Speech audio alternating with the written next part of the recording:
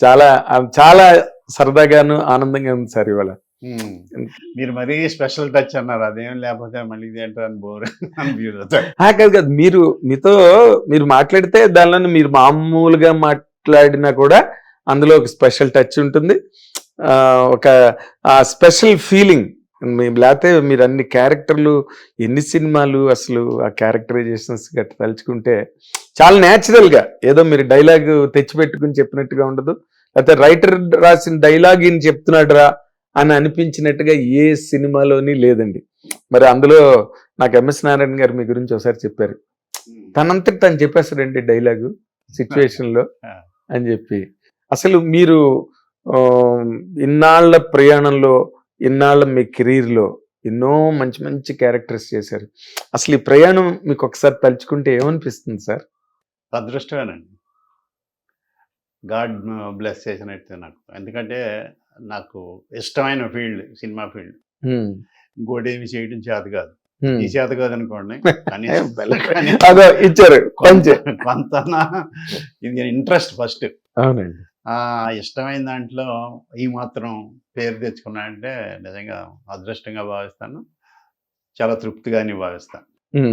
అంటే మీరు అసలు ఈ కెరీర్ ని ఎక్స్పెక్ట్ చేశారా? ఎక్స్పెక్ట్ చేయింది జరిగిందా, లేకపోతే ఎక్స్పెక్ట్ చేసిందే జరిగిందా? అంటే కమేడియన్ అవుతా అనుకోలేదండి, ఏదో భావ క్యారెక్టర్లు, శరత్ బాబు గారు దేశవారు చూసారా, అలాంటి స్టేజ్ మీద కొంచెం అలాంటివి చేశాను. కామెడీ వేషాలు కూడా చేశాను. బై నేచర్ కొంచెం హ్యూమర్ ఉంది, ఈస్ట్ గోదావరి, మేము జోకులు వేసుకోవటం, సరదాగా గడపటం, అది ఇష్టం, సరదాగా ఉండటం అని. అది స్క్రీన్ మీద పెడితే ఎలా ఉంటుంది అని ఉప్పలపాటి నారాయణరావు గారు ఒక వసంత గోకుల్ అని సీరియల్ తీశారు.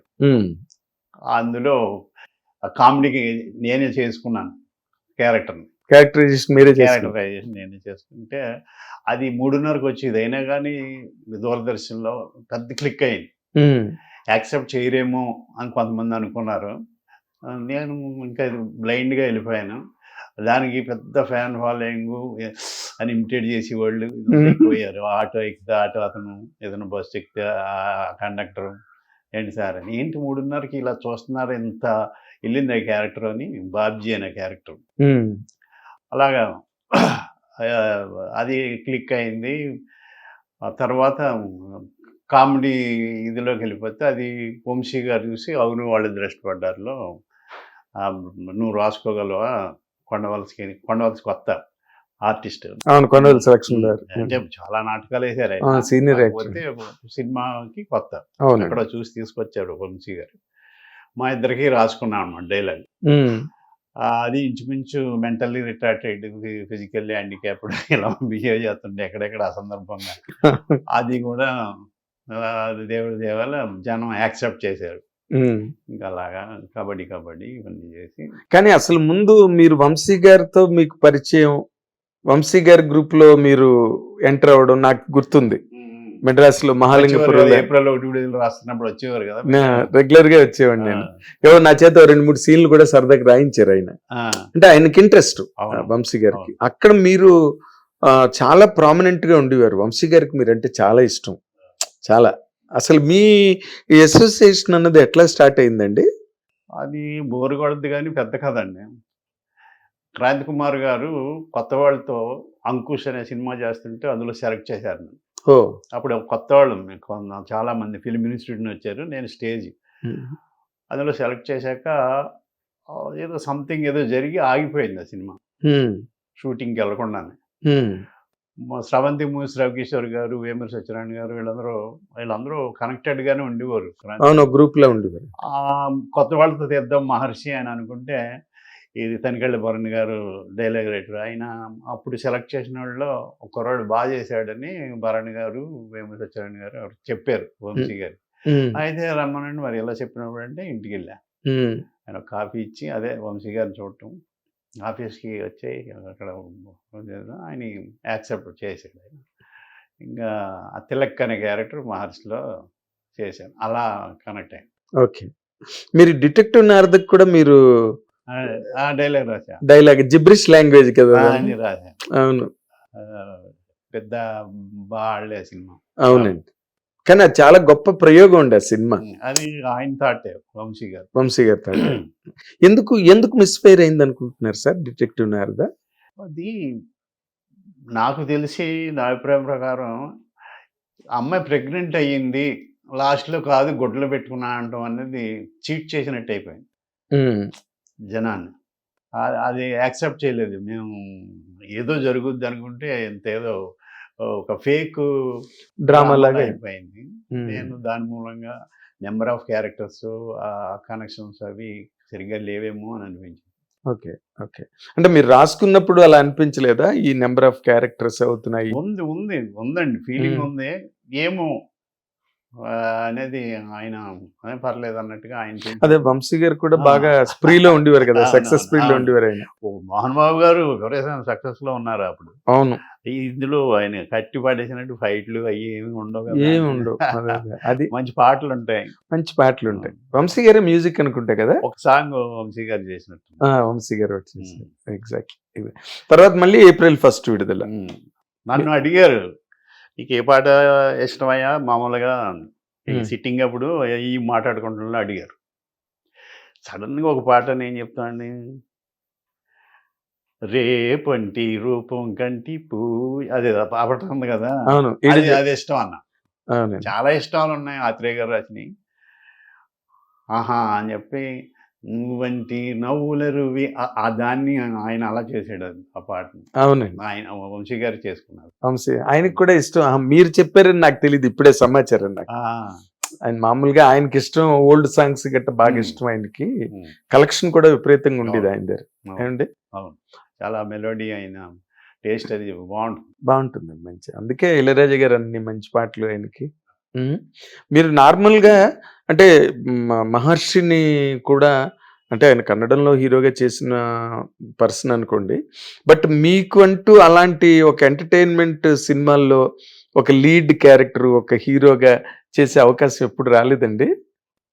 నేను బొమ్మన బ్రదర్స్, చందనా సిస్టర్స్, శ్రీనివాసరెడ్డి గారు డైరెక్షన్లో నరేష్ గారితో పాటు ఈక్వల్ క్యారెక్టర్, నేను వన్ ఆఫ్ ది హీరోస్. అవును, అలాంటివి చేశాను. జాన్ అప్పర్ 40+ అది హీరోగానే చేశాను. తర్వాత రోజుల్లో ఇదంతా తర్వాత నేను బిగినింగ్ లో ఏం రాలేదండి. April 1 విడుదల హిట్ అయ్యి విలన్గా భయం వేసింది మాకన్నా కానీ అప్పుడు కూడా వేషాలు రాలేదు. వేషాలే రాలేదు. చాలా మంది ఎందుకని అడుగుతారు, ఎందుకో నాకు పిఆర్ లేక, పబ్లిక్ రిలేషన్ లేక, లేకపోతే రమణ మహర్షి గారు అన్నట్టు నీకు ఏది జరగాలో అది జరిగి తీరుతుంది, ఏది జరగకూడదు నువ్వు ఎంత ప్రయత్నం చేసినా జరగదు అని ఆయన అంటారు కదా. అలాగేమన్నా మన లైఫ్లో అలా ఉంటాయేమో. అదేలేండి, వేదాంత ధారణ అన్నది ఎప్పుడైనా మనకి అందుబాటులో ఉండేది ఏదైనా జరగకపోతే. కానీ బట్ సినిమా ఇండస్ట్రీ అది కాదు కదండి, పిఆర్ మీదే ఎక్కువ ఆధారపడి ఉంటుంది. మీకు పిఆర్ లేదా అసలు? పిఆర్ ఉన్నా వేషం రాకపోవచ్చండి. అంతేనా? ఎందుకు అక్కడ పక్కన పెడతారు, అది ఎవడో కొత్తవాడికి ఇస్తారు, ఏమి అర్థం కాదు. ఇది అది తప్పు కాదు, అది అంతే. అంటే మీకు అలా కెరీర్లో జరిగాయండి అలాంటి జరగటం అంటే 1-2 జరిగి ఉండొచ్చండి. నేను వేస్తానేమో ఇందులో వేషం డెఫినెట్గా అంటే కాకుండా పోవచ్చు. జరిగాయా ఊరికే అలాగంటే? జరిగినాయి. అదేలేండి. మీరు నార్మల్గా అంటే చాలా మీరు స్క్రీన్ మీద ఎంత కలివిడిగా కనిపిస్తారో, ఎంత కలివిడిగా మాట్లాడతారో, ఆఫ్ ది స్క్రీన్ మీరు అది కాదు, చాలా రిజర్వ్డ్ గా ఉంటారు మీరు. సరదాగానే ఉంటాయండి. అంటే మరీ రాసుకుని పూసుకుని తిరిగే మనిషి కాదు. అది మైనస్ అయిందేమో అనుకుంటున్నాను నేను. సినిమా ఇండస్ట్రీలో అది కావాలి కదా. ఏదో పిర్రలు చూసి పేటలేస్తారంటారు కదా, లౌక్యం. ఇది కొత్త పదం. అలా అది ఆ లౌక్యం పుట్టుకతో రావాలండి. ఆ లౌక్యం నాకు లేదు, తెచ్చుకున్న ఎబ్బెట్టుగా ఉంటుంది అది. ఇంతే, మీరు ఎలా బతకాలో అలా బతకడం. కాదు sir, east Godavari west Godavari వాళ్ళు వెటకారం చమత్కారం వీటన్నిటితో కూడా అటు చాలా లౌక్యులు కదండి. అన్నమాట అనాల్సిన మాట అనరు, ఇంకో మాట అంటారు. అసలు ఎవరిని ఎలాగా ఆకట్టుకోవాలి, ఎవరిని ఎట్లాగా ఇచ్చేయాలి అన్న వాటిలో చాలా తెలివితేటలు ఉంటాయి కదండి. అందులో నేను ఒకడిని ఎలా పుట్టాను ఈస్ట్ గోదావరిలో. మరి అంటే నార్మల్ గా మీ బ్రదర్ వెటకారం ఉంటుందండి. వెటకారం బాగా మాట్లాడుతుంటేనే అలా ఉంటుంది. అదే మరి అది ఆ గోదావరి నీళ్ళలోనే ఉందంటారు. గోదావరి నీళ్ళలోనే ఉంది. అంటే నీళ్ళు అన్ని చోట్ల ఒకటే అనుకోండి, బట్ గోదావరి నీళ్ళకి ఒక special touch. East west east west మాట్లాడు. దానికి ఏమైనా మీరు ఒక ప్రత్యేకమైన జియోగ్రఫికల్ రీజన్, భౌగోళిక కారణం ఏమైనా కనిపెట్టారా మీరు? నేను అనుకోవటం నా ఆలోచన. ఈ కాటన్ దొర గారు మాకు కాలువలు ఫుల్గా నీరు రావటం, 2 పంటలు పండించుకోవటం రైతులు, ఆయన ఆ ఏర్పాటు చేయడంతో హాయిగా ఉంది. భోజనం చేస్తారు అరుగు మీద కూర్చుని, కడుపు నిండిన వ్యవహారం. కడుపు ఎక్కువ తింటే కక్కు వస్తుంది, వీళ్ళకి ఎటకారం వచ్చింది.